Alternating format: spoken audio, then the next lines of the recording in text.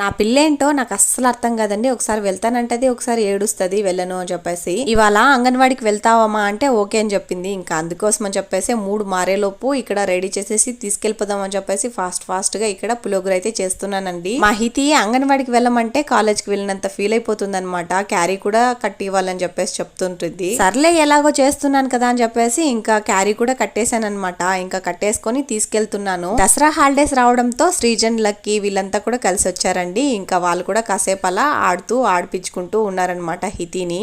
నేను ఎలాగోలా మప్పి పెట్టి వచ్చేద్దామని చెప్పేసి ట్రై చేశానండి. వచ్చేసాను కూడా. ఇంకా నేను వచ్చిన ఒక 2 minutesకే వచ్చేసింది నాతో పాటే ఏడ్చుకుంటూ. కానీ నేను ఆలోపే ఇంటికి వచ్చేసాను. హితి వస్తున్నది చూసి మా నాన్న అయితే తీసుకొచ్చారు ఇంటికి. ఇంకా మా అమ్మ అయితే మళ్ళీ తీసుకెళ్లి అంగన్వాడీలో కూర్చుందనమాట.